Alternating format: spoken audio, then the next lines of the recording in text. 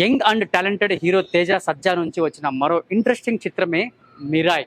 So భారీ విజువల్స్తో plan చేసిన ఈ సినిమా ఈగల్ దర్శకుడు కార్తిక్ ఘట్టంనేని నుంచి మరో ప్రాజెక్ట్ అయితే రిలీజ్ అయిపోయింది. సో మరి ఈ సినిమా అంచనాలకు అందుకుందో లేదో మన షూట్ అండ్ షోలో రివ్యూ చూసేద్దామా. So welcome to shoot and show, నేను మీ ప్రిన్స్ విజయ్ని.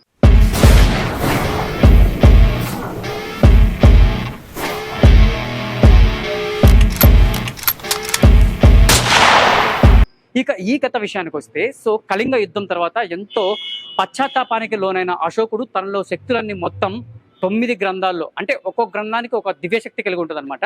సో ఈ శక్తి అంతా ఇమిడింపజేసి, అంటే ప్రపంచ నలుమూలలో ఉన్న 9 మంది రక్షకులకైతే అందిస్తాడు అనమాట ఈ సినిమాలో.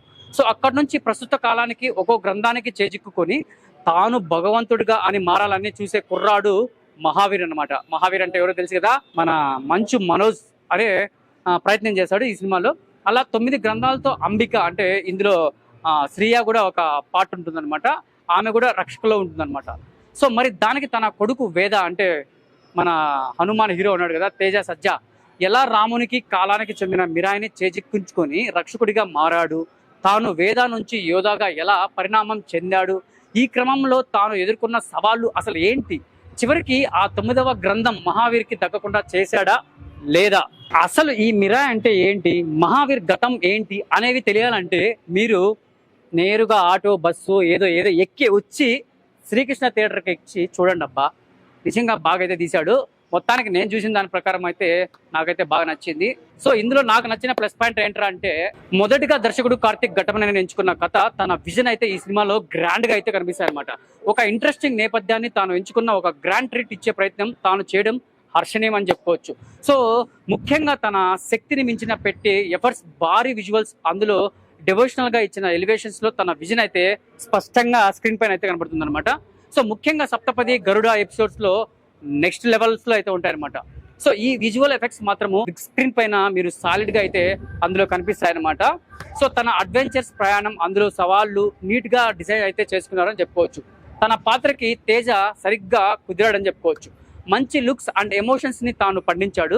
సో యాక్షన్ పార్ట్ లో అయితే బీభత్సంగా అది ఇచ్చేసాడు అబ్బా. ముఖ్యంగా అలాగే మనోజ్ ఈ పాత్ర ఎందుకు ఎంచుకున్నాడు అనే సమాధానము ఈ సినిమాలో గట్టిగా అయితే కనబడుతుంది అనమాట.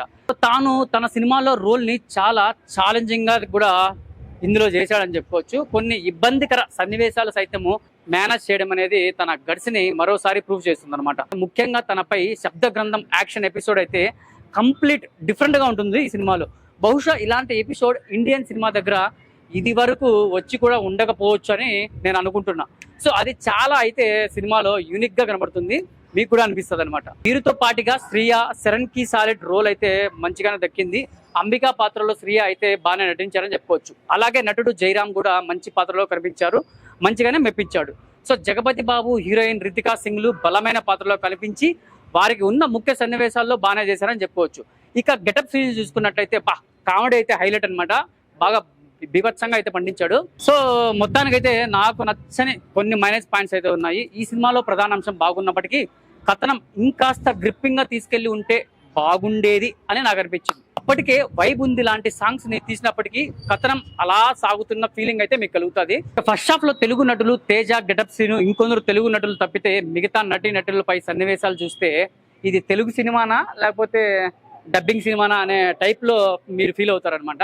సో ఈ అడ్వెంచర్ డ్రామాలో పలు ఎపిసోడ్స్ ఇదివరకే మనం చూసిన ఈ తరహా సినిమాలను కూడా మనం గుర్తు చేయక మానవని చెప్పుకోవచ్చు అనమాట. సో అవి రొటీన్ ఫీల్ అయితే కలిగిస్తాయి. ముఖ్యంగా ఈగల్ లాంటి సాలిడ్ వర్క్ ని అందించిన కార్తిక్ నుంచి ఇంకాస్త ఏదో సర్ప్రైజింగ్ ఎలిమెంట్స్ ని ఆశించిన వారు కొంత మేరకైతే నిరాశ చెందొచ్చు అనమాట. సో అలాగే కొంచెం క్లైమాక్స్ ఇంకొంచెం ఎంగేజ్ గా ఎండ్ చేసి ఉంటే బాగుండేదని నాకైతే అనిపించింది. ఇక టెక్నికల్ పరంగా చూసుకున్నట్టయితే ఈ సినిమా నిర్మాణ విలువలు మాత్రము ఎక్స్ట్రాడినరీగా ఉన్నాయని చెప్పొచ్చు. తక్కువ బడ్జెట్ లోనే సాలిడ్ ప్రాజెక్టులు చేయొచ్చని చూపించడానికి మిరాయ్ అని మరొక చక్కటి ఉదాహరణ చెప్పొచ్చు. అదే విధంగా మేకర్స్ అయితే ఇందులో అయితే తీర్చిదిద్దారనమాట. సినిమాలో యాక్షన్ పార్ట్ కానీ, విజువల్స్ ఎఫెక్ట్స్ కానీ, పనితీరు కానీ సాలిడ్ గా ఉంటాయి. ఈ రేంజ్ అవుట్పుట్ ని అయితే చాలా మంది ఊహించి కూడా ఉండకపోవచ్చు అనమాట. సో అలాగే హనుమాన్ సంగీత దర్శకుడు గౌరీ హరి ఈ సినిమాకైతే కూడా మంచి డ్యూటీ అయితే చేశారని చెప్పుకోవచ్చు. ఆయా సన్నివేశాల్లో తన నేపథ్య సంగీతంతో మరీ పవర్ఫుల్ గా ఎలివేట్ అయితే చేశారు. సో సంగీతంలో మరింత పవర్ఫుల్ గా ఎలివేట్ అయితే చేశారు. దర్శకుడు కార్తిక్ ఘటంనేని కెమెరా వర్క్ కూడా బాగానే అందించారు. తన వర్క్ ఇందులో స్టన్నింగ్ గా ఉంటదన్నమాట. So Srikar Prasad editing decent గా ఉంటది. ఇక కార్తిక్ దర్శకత్వ పనితీరు విషయానికి వస్తే తాను ఎంచుకున్న కథ, గ్రాండ్ విజన్ అయితే నెక్స్ట్ లెవెల్లో ఉంటాయి. సో అందుకు తగ్గట్లుగా ప్లాన్ చేసుకున్న మూమెంట్స్ కూడా మీకైతే ఖచ్చితంగా ఇంప్రెస్ అయితే చేస్తాయన్నమాట. సో కాకపోతే కథనం కొన్ని చోట్ల మాత్రం ఇంకా కొంచెం బెటర్ గా గ్రిప్పింగ్ గా డిజైన్ చేయాల్సి వస్తుందన్నమాట. ఇక మొత్తంగా చూసుకున్నట్లయితే ఈ మిరాయ్ టాలీవుడ్ నుంచి మరో ఇంప్రెస్ చేసే కొత్త ప్రయత్నం అని చెప్పొచ్చు. సో మంచి అడ్వెంచర్ డ్రామాలు, అందులో మైథాలజీ, హిస్టారికల్ ఎలిమెంట్స్ తో సాలిడ్ యాక్షన్ సహా హై మూమెంట్స్ ఎపిసోడ్స్ లాంటివి ఇష్టపడే వారికి మిరాయ్ సాలిడ్ ట్రీట్ ని అందిస్తుందని చెప్పుకోవచ్చు. ముఖ్యంగా తేజ, సజ్జా, మనోజ్లు తమ రోల్స్ లో బీభత్సంగా అయితే అదరగొట్టారు. సో మంచి మార్కులు అయితే వాళ్ళకి పడాయని మనం చెప్పుకోవచ్చు. మీరు కూడా ఇవ్వచ్చు. సో ఈ చిత్రాన్ని మీరు బిగ్ స్క్రీన్ పైన ఎంజాయ్ చేయొచ్చు అనమాట ఫుల్ గా. ఇందులో ట్విస్ట్ ఏంటంటే ప్రభాస్ గారి వాయిస్ అయితే మాటలు లేవన్నమాట. ఆయన బేస్ వాయిస్ తెలుసు కదా, పట్టి మాట్లాడుతూ ఉంటే ఎట్లుంటది ఆ బేస్ వాయిస్ ఇందులో మనకి వినపడుతుంది. సో ఇలాంటి మూవీ రివ్యూస్ అంటే మీకు ప్రత్యక్షంగా జెన్యున్ గా లోపలికి వెళ్ళి నేనే బయటకు వచ్చి సినిమా ఎలా ఉందో ప్రత్యక్షంగా మీకు చూపిస్తున్నాను. సో ఇలాంటి మూవీ రివ్యూస్ మన షూట్ అండ్ షోలో చూడాలనుకుంటే కింద సబ్స్క్రైబ్ చేయండి, కామెంట్ చేయండి, లైక్ చేయండి, షేర్ చేయండి. నెక్స్ట్ మూవీ రివ్యూలో కలుద్దాం. This is Prince Vijay. Bye.